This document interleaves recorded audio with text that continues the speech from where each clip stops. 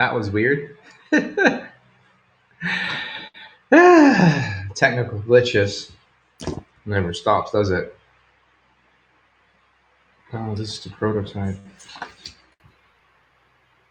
Mm.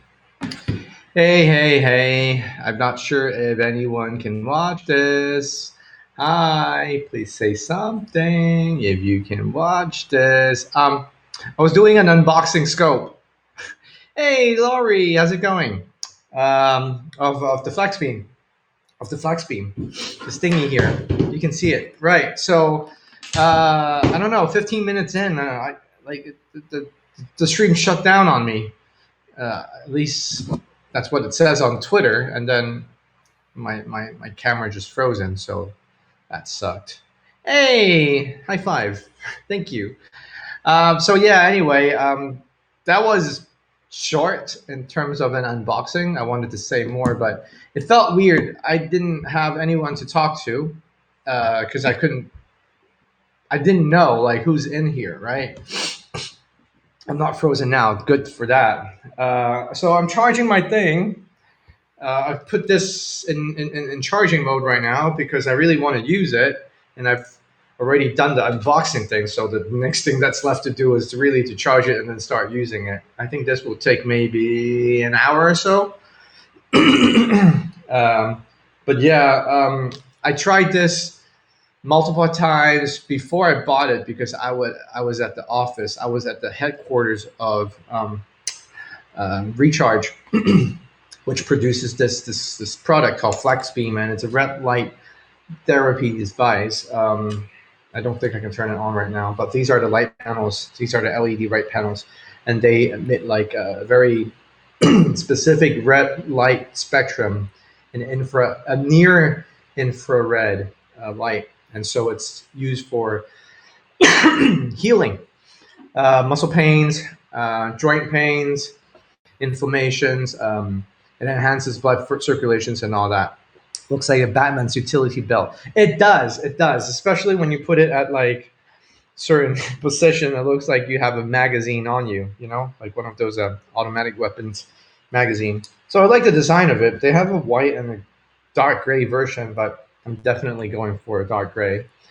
Um, and it's been an interesting journey. You know, you need one of these. You can buy them. You can buy them. You have eggs at your age. Well, I mean, I'm half strength and all that, right? I've been carrying my babies all day long. Well, not all day long, but they're getting heavier and heavier, and so this part hurts. My muscle hurts because I haven't been playing tennis yesterday, and I was going like 100% at my serve. So now here there's a little bit of aching, right? And I've torn like my ligaments at my ankle, and I did an ACL reconstruction surgery on my knee. So, and I'm 43 years old, so there's always going to be problems in my body, right? It's not that I'm suffering, but I want to maintain it. I want to keep it in decent condition so I can keep exercising and moving and doing the things I want to do. Just need a helmet now, right? Get a baby carriage. Yeah, but the roads here are not nice. The roads here are not for pushing around the baby. Plus, you know, I have to go up and down the stairs, bring them into the car, that kind of boring stuff. And so, you know, it's bound to happen. Um, so yeah, but anyway, I did an unboxing. If you haven't seen it, you can go back to my Twitter feed and watch it. Uh, Interesting enough, the viewer numbers right now is way healthier. I can't be 43. When did I grow up? What are you talking about? Everyone knows I'm in my 40s. Thais have been having babies for centuries, and they're not complaining. Is that your point, David? Hey, first world problems, right? I'm from Hong Kong. We complain about everything. Shut up. Anyway, try 67 and a 30-year-old grandson. A 30-year-old grandson? Wait. Or 30 grandkids. I don't know. I'm 46 and I thought you were way younger than me. Well, there's part. age, like there's part Asian genes, and then there's part new skin, right? Because you know I do anti-aging distribution.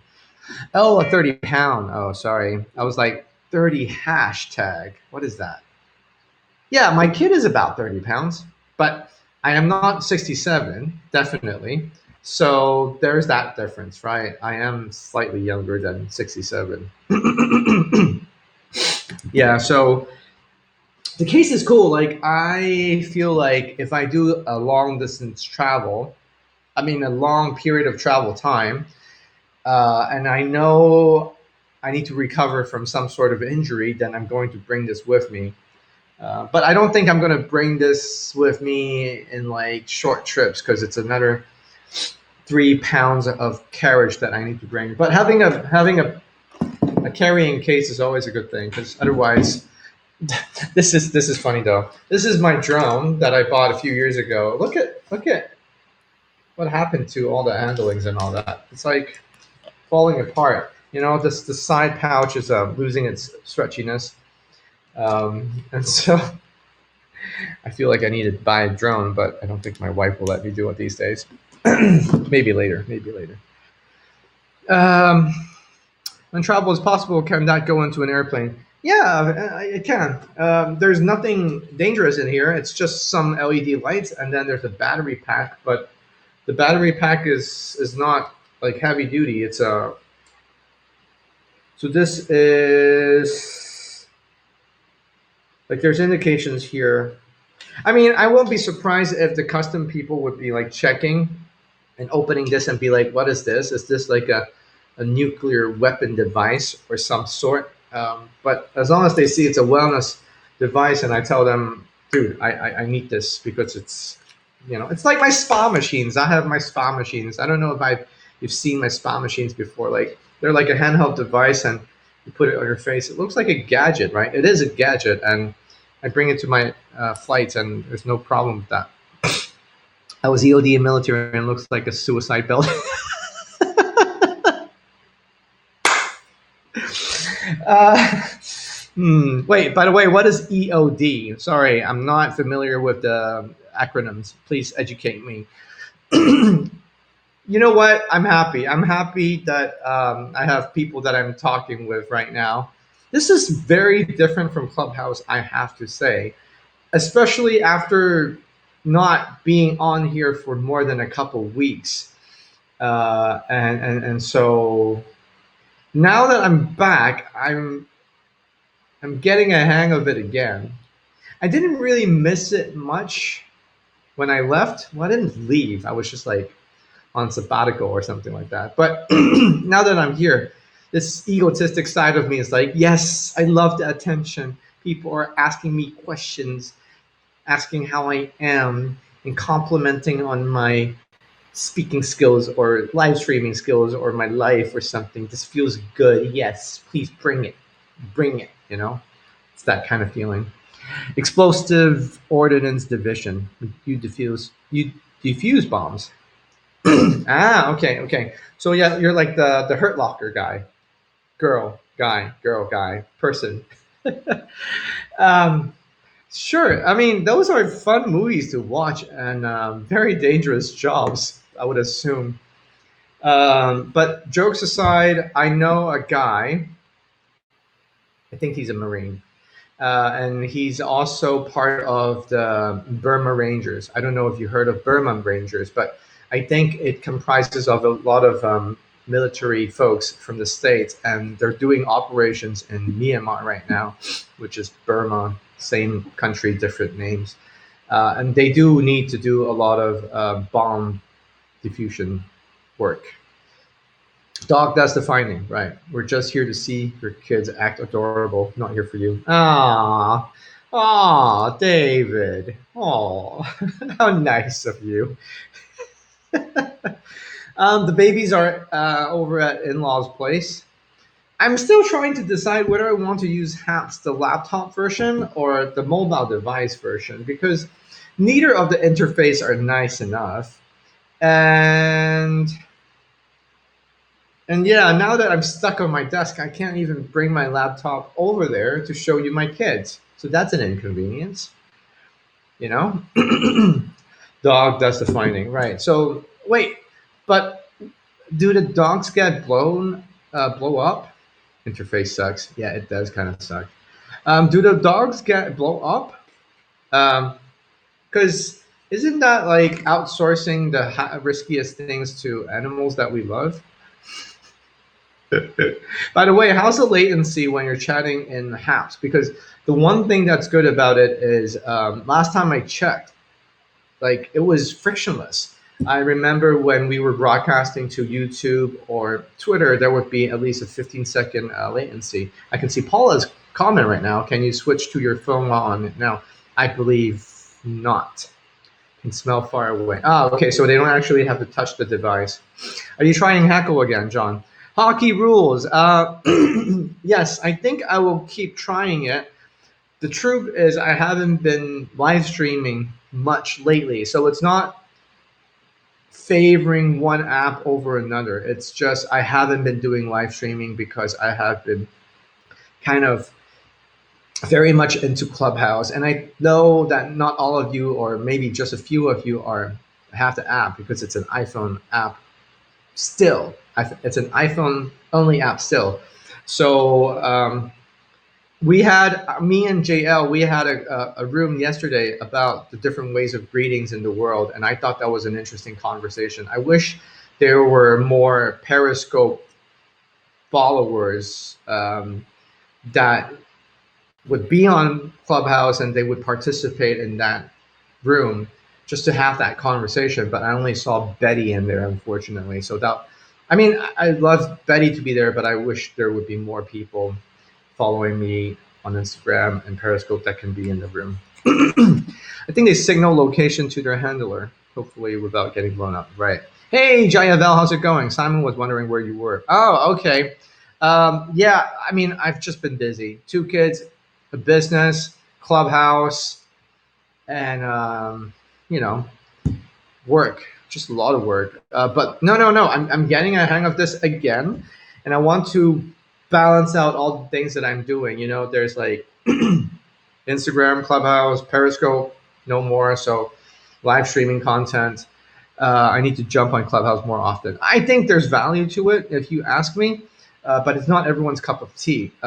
It's just easier to create content. Like I don't have to put on a hat, sit here, and be totally focused. Not that it's a bad thing, but it's just very demanding in terms of my attention and your attention. Whereas Clubhouse, I can be in the toilet, I can hold my baby, I can be driving, and I can still operate it, right? So it's convenient and it has its perks, right? I like it, and I'm building my Cantonese community there quite efficiently. So there's a lot of Hong Kong listeners that I can communicate with about my life in Thailand, especially co-living, co-working project.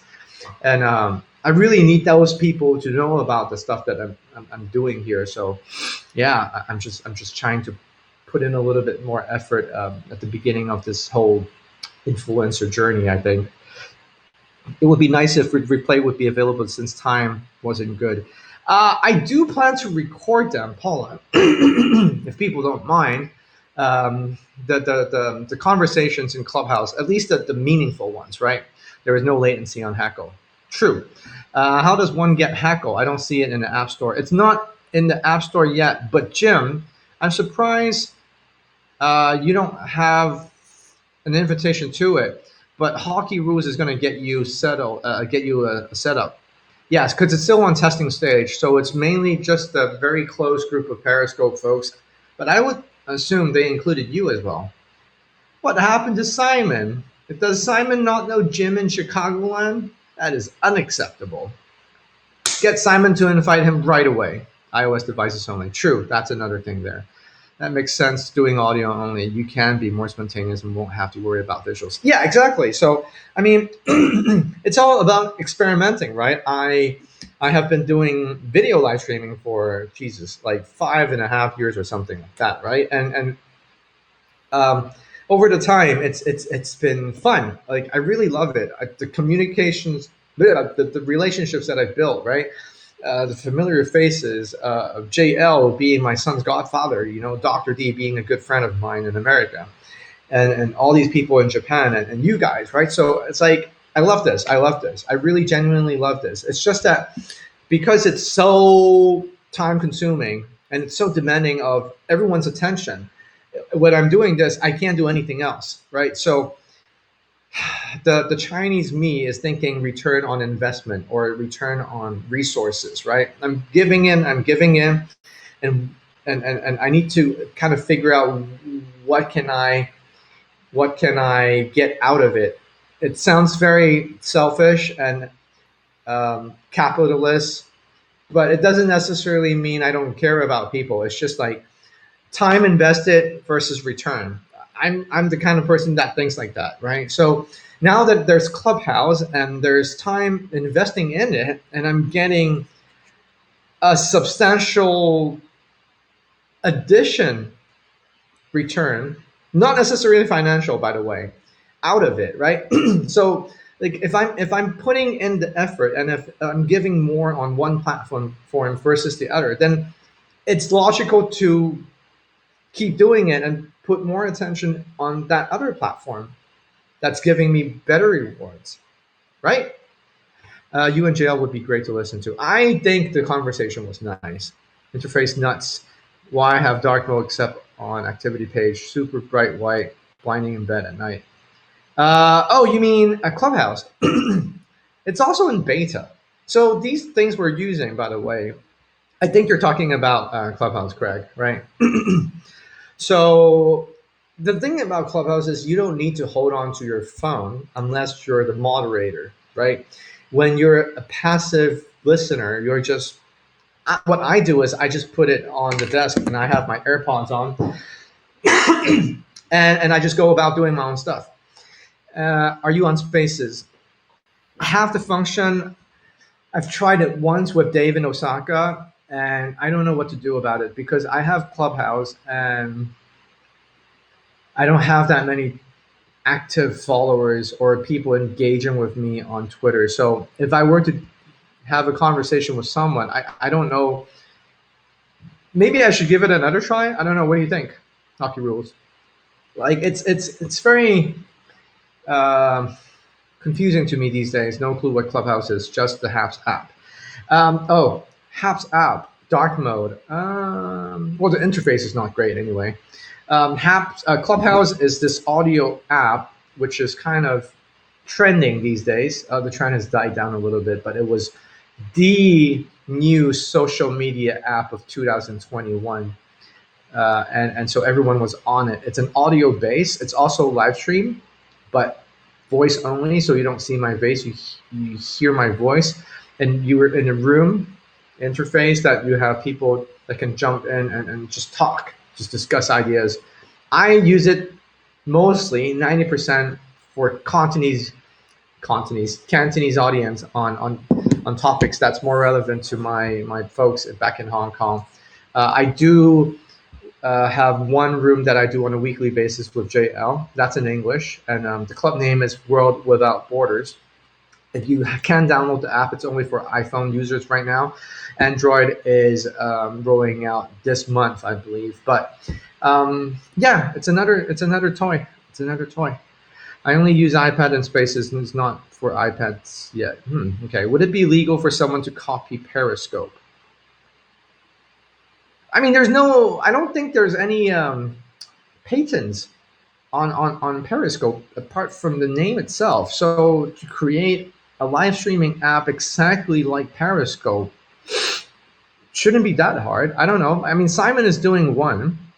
Simon from Periscope days. I'm impressed of the skills he has. I didn't know he could make a. Hackle is very similar to Periscope, not so much in the interface part. I don't know the internal codings or mechanics of it, right? Because I'm not a coder. Meerkat is not the same as Periscope, and Heckle is not the same as Meerkat. My concern about Simon's app is it's not multi-platform broadcasting, is it? He hasn't finished it. but you'll see. So the question is, which route is he going? Is it going to be a single platform broadcasting thing, or is it going to be a multi-platform, multicasting tool? Because it depends on which you can't have both, right? And there's pros and cons for each. But if he is going towards the single platform streaming, then that's going to be like discovery is going to be an issue. Finding viewers is going to be a big issue, right? I mean, the functionality is one thing. Getting the app known is another thing, right? Even Haps, nobody knows about Haps apart from the Periscope community, but there's more people who knows about Haps than Simon's app, Heckle. Now, I'm not criticizing him. I'm just stating the facts.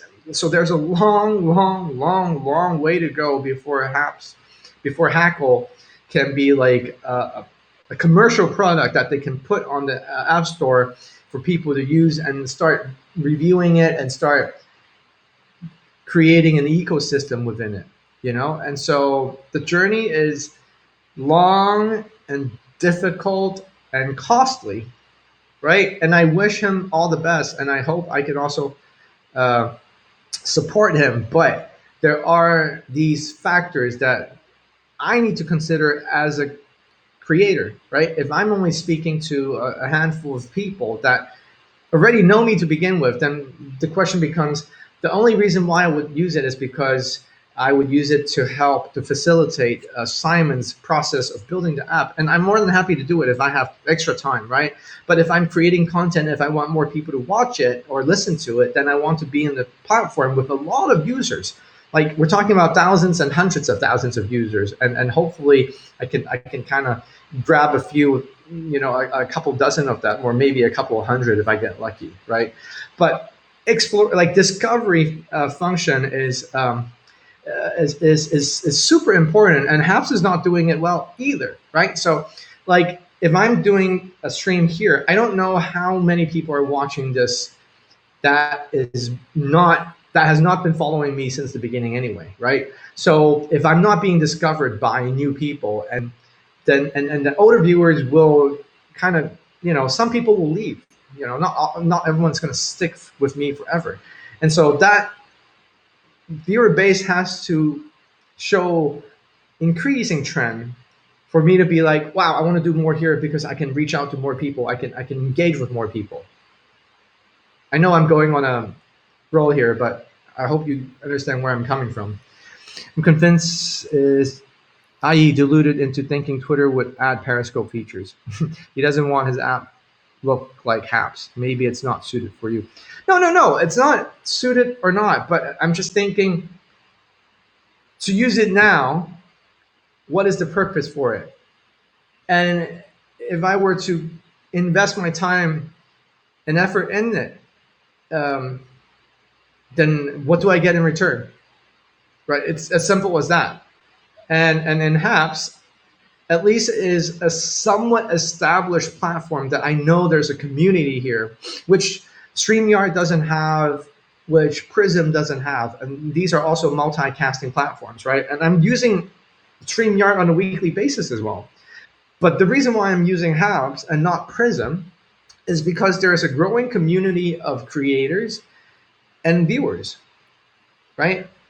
And so there's still somewhat of a hope that I can have people that I don't know before discovering me and be like, oh, I like watching John's stuff, so let me just follow him on here.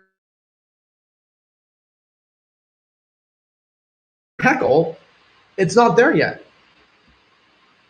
So again, I would very much like to help, but I just try to be like as transparent as possible on why I would rather spend time on Haps and not Heckle. Musicians like Haps, as it serves them better outside of interface issues. Right. The advantage of his app is he has 1080p on his video and absolutely no latency. It fits some people's interests. In a broadcasting quality point of view, yes, but what's good of zero latency and high resolution when there's nobody to engage with? That was, that was Periscope's strong suit. They knew that latency was important. Like zero latency is important. And they were willing to sacrifice the resolution, because the higher the resolution, the more data packages you need to send through the servers, and that will decrease the latency, that will increase the latency, and that will decrease the resolution, right? So, like we're not there yet. We're not using 5G. It's not mainstream. So when you have a high resolution, zero latency, and I don't know how Simon does it, right? Can you actually transmit those signals across multiple platforms to millions and millions of people? It hasn't been tested yet, right? So in this testing phase, it's great on paper, but once it gets out there to the real world, can the system still hold itself of that quality? That is the question.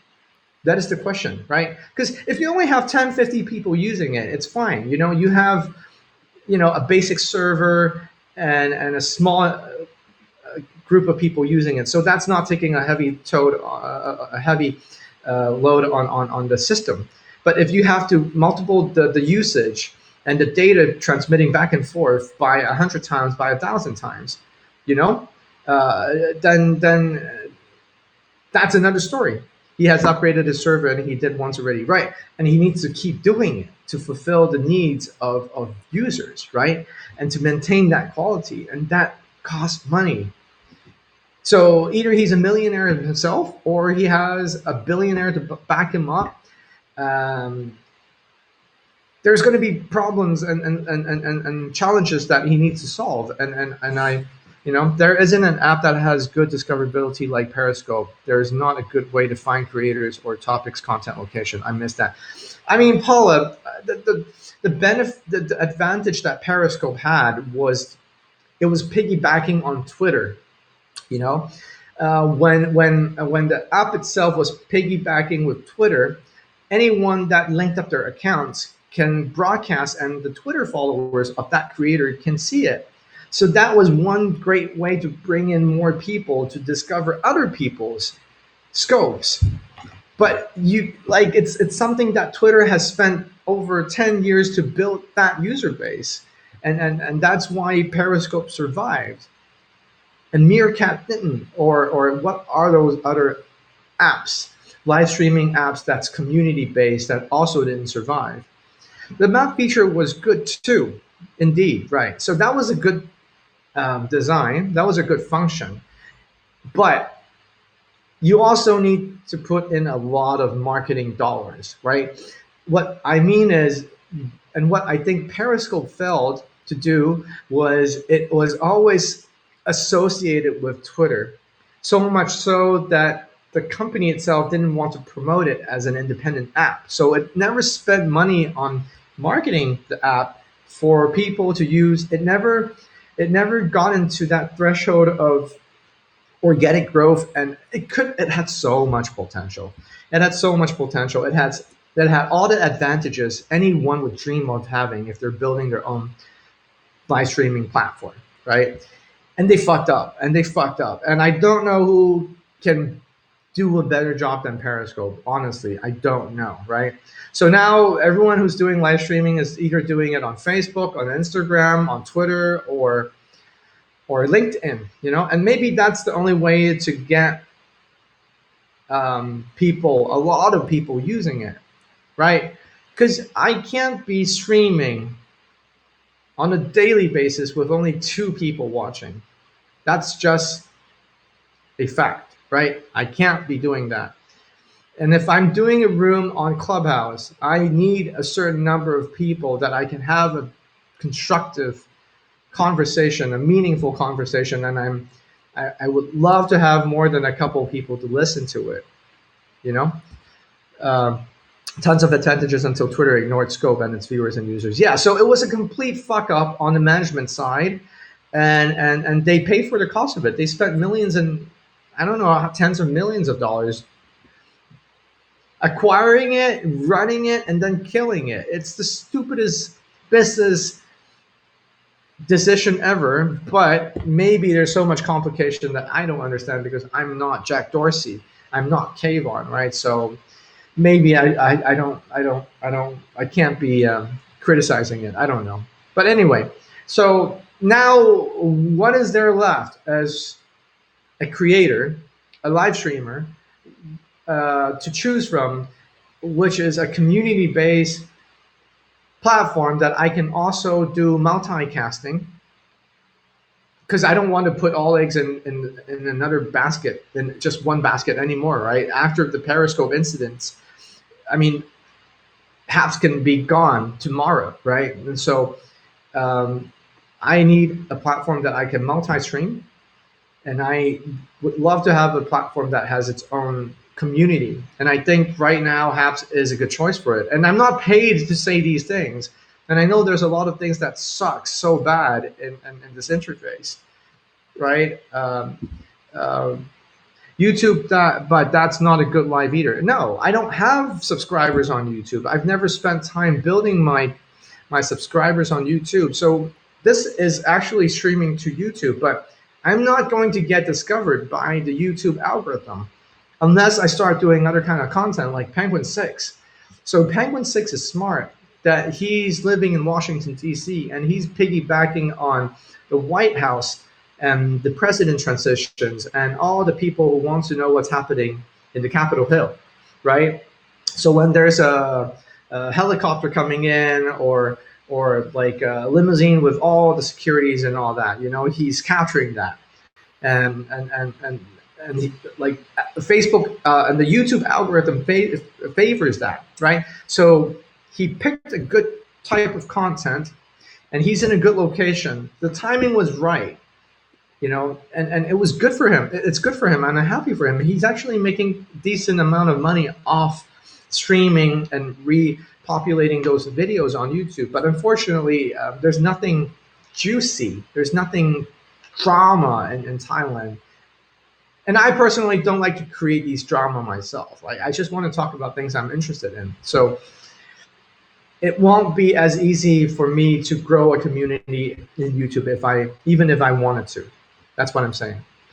Twitter saw Periscope as competition, bought it, killed it, and you can't beat it. Killed it. Yeah, Penguin is awesome. I love him. I mean, he's the smartest guy I know in Periscope. Maybe not in real life, but he's one of the smartest guys I know. Simon's going to add map, heart, bubbles, etc. similar to Periscope. That's great. Now we just need to solve the problem of how to market the app so that millions and millions of people would know about it. Because the competition is fierce, right? Like, creators are going to ask, why do I have to use Heckle if I don't know Simon the person personally? Like it's the $1 million question. How do I do it? Does he have $1 million to spend on marketing? Yeah, but I respect his enthusiasm, right? I respect his skills. I mean, I'm not able to create something like that, but I just don't know how it's going to end up. That's my concern. That's all. Anyway, it's interesting turn of events and like streaming, right? I was doing an unboxing of my little red light therapy device that I wish I could have more time talking about it, but maybe after it's charged, maybe I'll come up again in a couple of days and I'll talk about this. I'm still in contact with Christian, and I'm guessing Paul is going to ask me what about my podcast. This is a very interesting turn of events. Obviously, he's a very busy man, and since Clubhouse, I have to reconsider like whether I should still be spending time doing podcasts. At least not until the co-living space is opening up. That I want to have podcast content pumping out. But I mean, please understand, I'm doing this all by myself, plus 2 kids, plus a business that I have to run. And I'm really trying my best, but I don't know how I can juggle all the balls without additional help, or I just have to get creative. I don't know yet. So the podcast is not top priority, and that's just life. I sort out to do something, something else happens. Now I have a change of plans, and maybe I'll still do it, but later, maybe I won't do it because of Clubhouse. I hope you understand what I mean, Paula. But I mean, do you have an iPhone? Do you not? Oh, but I don't do it like much. English rooms. Maybe I should start doing English rooms once a week. I don't know. I mean, I am doing it with JL, but obviously it's not enough. And some of the topics I would like to talk about, he might not have the same interest. So I need to think about it. I need to think about it. Anyway, I'm going to check on my wife and also my babies. Yeah, sometimes I'm amazed how much I'm doing. My wife is still with me. Can you believe that, Paula? You know, like if it were to be another woman, I think she would leave me already. Great watching you live, John. Thank you, Jim. Simon's app would be great for trivial questions. All the answers would be in the same order in every device. That's an interesting thought. Yeah, but so can you please follow me on Twitter and Instagram at least? I have stories, and I'm getting more active on Instagram. I don't know if there's any value for me tweeting my thoughts on Twitter, but yeah, maybe I should do some tweets. It's a pull and push thing, like I tell you. Hey, Anthony, how's it going? But anyway, I have to get going. Thanks for coming in. Thanks for staying. When someone owes you money, you call the mafia for help. When someone owes me money, do I call the mafia? Not really. I mean, I haven't. It hasn't been to a point that I need to call a mafia because it's also going to cost me money, right? So unless the loan itself is so big that it justifies the cost of hiring a mafia, I don't think I'm going to call a mafia for help. I don't know what that comment came from, but that's my response to it. Okay, guys, take care. I miss you all, and I wish to see you commenting on Instagram or even LinkedIn. Yeah? Okay. Take care, people.